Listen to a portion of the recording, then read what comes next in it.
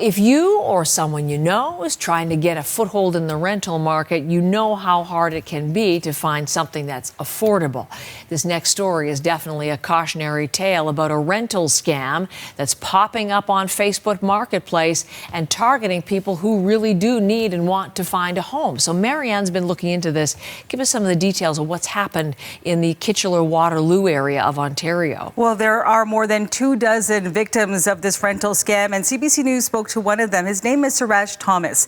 He's in Kitchener, Ontario, looking for an apartment, and he went to Facebook Marketplace, and that's where this story all unfolds. He saw a listing for a 2-bedroom apartment for $1,900, reached out to the person who identified themselves as the owner of this unit. That person connected him with someone who said they were the tenant. He even met with that person who gave him a tour of this unit in person on more than one occasion.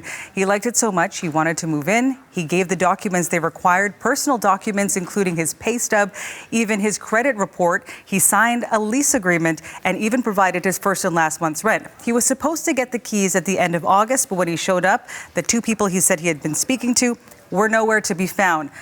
That's when he went to Waterloo Regional Police, who confirmed that this was in fact a rental scam, and he wasn't the only victim in this case. There were actually 34 others, totaling an amount of $40,000. Here's more from what he had to say to CBC News about the money that he's now lost. We lost our money, but other than that, we don't have a place to go. I kind of got it like she blocked me. We had a feeling like something bad is about to happen. That was like $4,100, almost $5,000. Now, the building is run by Greenwind Corp, who told CBC News that they are aware of this rental scam and that all rentals have to be registered through their office, not through individual owners of units. Here's part of the statement they sent to CBC saying this incident was driven by bad actors who made attempts to exploit the system. It went on to say it was not authorized by Greenwind and has no connection to our business operations.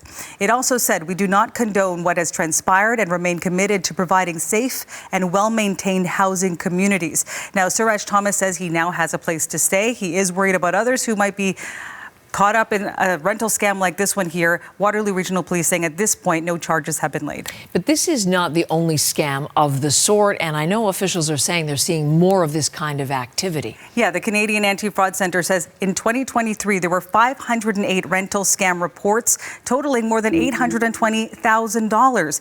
And so they're telling you to trust your gut here. You can see on your screen a list of other tips for if you are looking for a rental apartment right now, and that includes not giving money to anyone you have not yet met in person, also making sure you look at that rental unit in person as well. If you notice at that list there, Suraj Thomas tells CBC News he tried to do those things and still found himself in this position. As for what Waterloo Regional Police saying right now, Heather, investigators are saying it's hard to prosecute these types of crimes more and more because they're much more tech savvy, these rental scammers.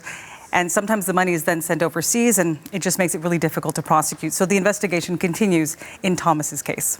Thank you very much, and you can read more about that on our website as well.